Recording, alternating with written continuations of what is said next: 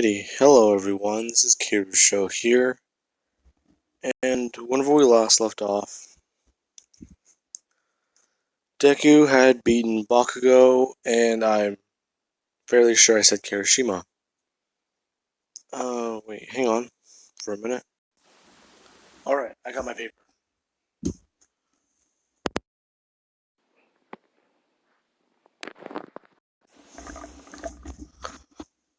Sorry about that, my cord came unplugged. Now then,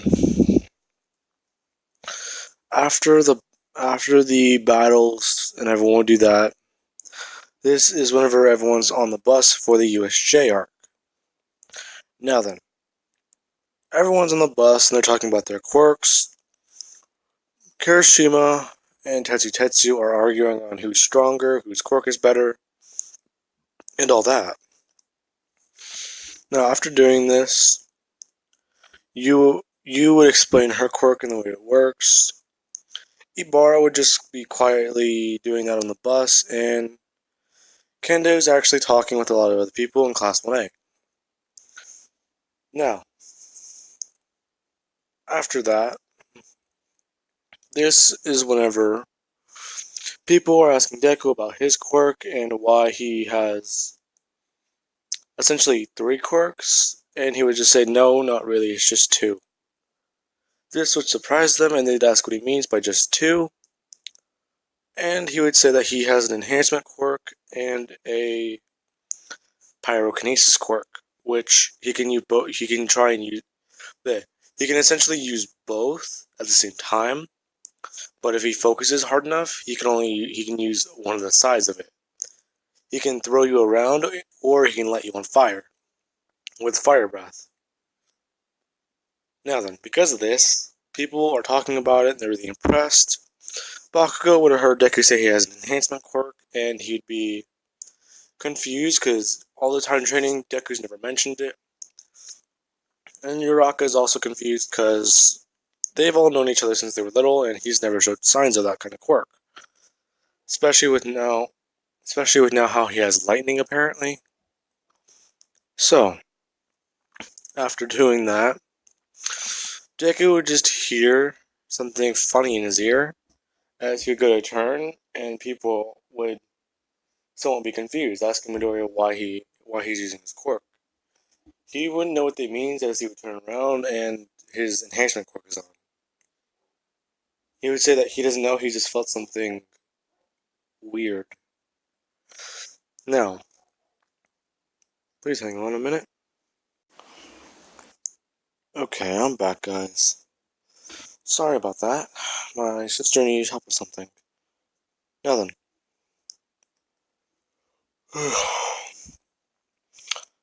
Let's see. This is whenever everyone would then begin to walk inside the USJ. Deku is still having that feeling as he would activate One For All again. People are asking why he keeps doing that. He says he just doesn't know. It doesn't feel right. This place doesn't feel right to him. As he would then begin to look inside the USJ and feel just something wrong. As he would actually power up to 10, or not 10, he would actually just try powering down and calm down. Now, as soon as they would walk in, this is whenever everyone would see 13.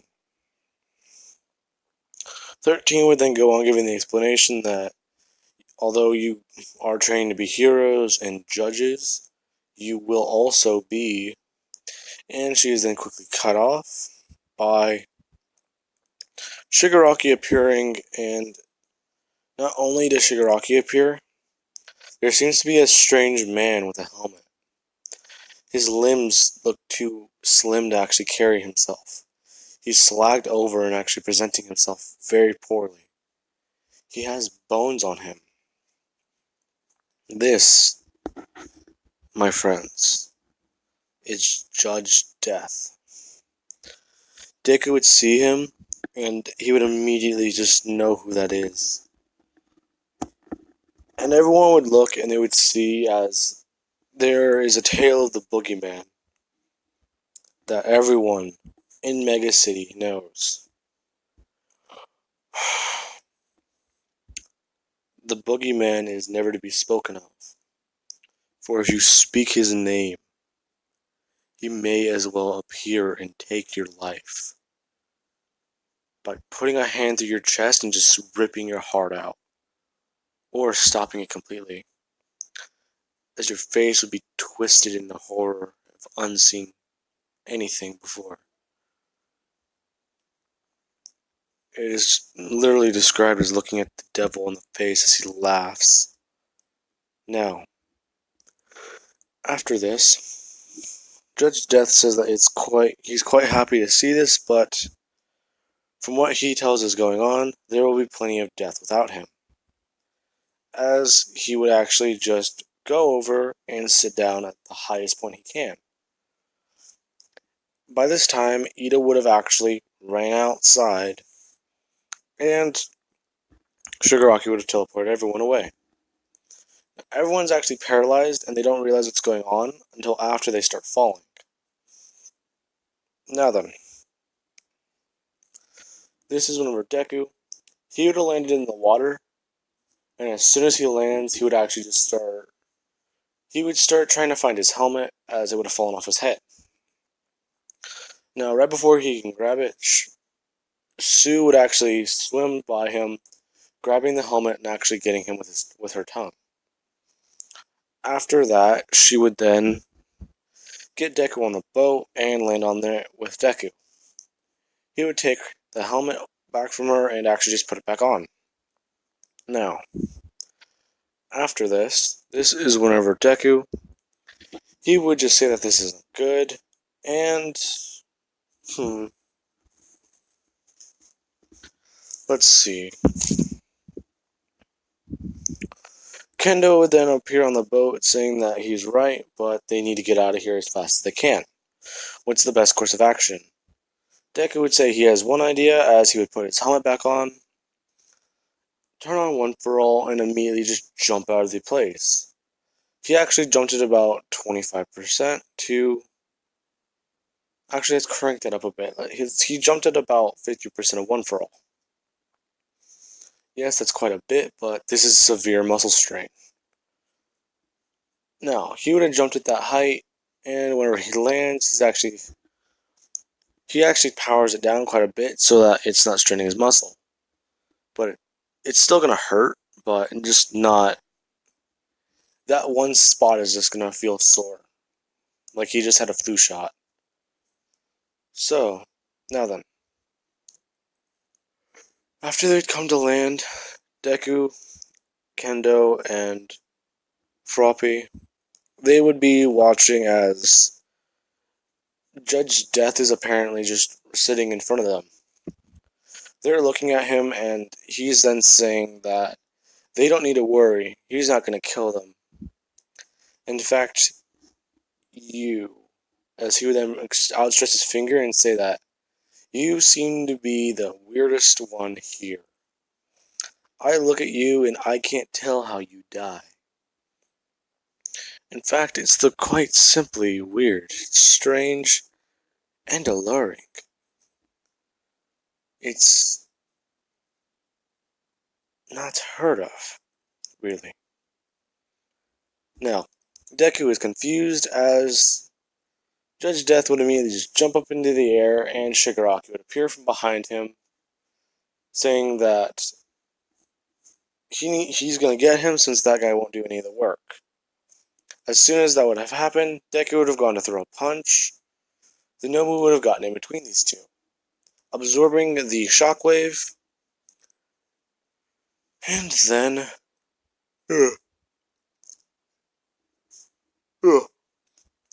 And then Shigaraki's hand would make contact with his back, actually disintegrating a lot of it. A lot of the muscle around its spine. Now, after doing that, Deku would then try throwing more punches as the shockwaves are sending Shigaraki backwards, and Korigiri would actually have to grab him and teleport him to the top of a building at a safe distance to watch. Now, Deku's going at about 45% to 50%, and he's actually holding it off against the Nomu. Now he's barely holding his own, actually just running around, dodging, punching. He's throwing fire at it. He's setting it on fire with his mind. He's even trying to lift it up and throw it. That's not working at all. So, the Nomu would actually punch Deku in the face, cracking his helmet quite a bit, and actually send him flying.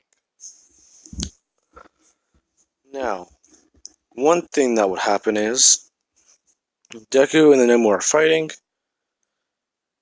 This would continue on for a while as more cracks would happen in Deku's helmet, and he would just keep trying to set the Nomu on fire with his breath.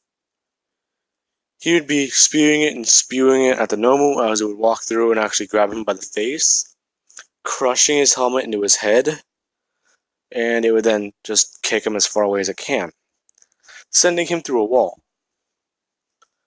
Now, as Deku's flying through a wall, a piece of rebar would have actually gone through his chest, spearing him into his lung.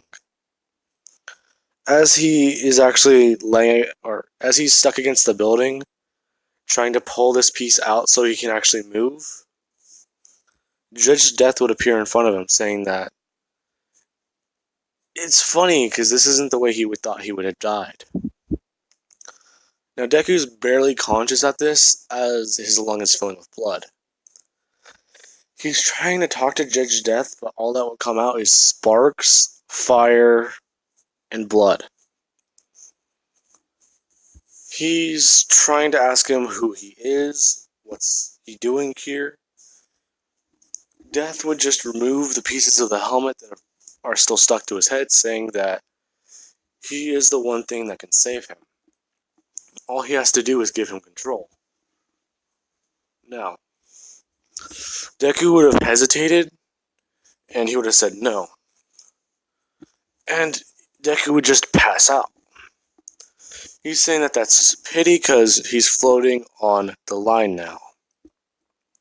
So, this gives him opportunity to seize control, as he would try and possess Deku's body. Now, as soon as he possesses Deku's body, he would have immediately gotten off the piece of rebar and looked at his hands. As he would try and move them, this is whenever Deku would move them on his own.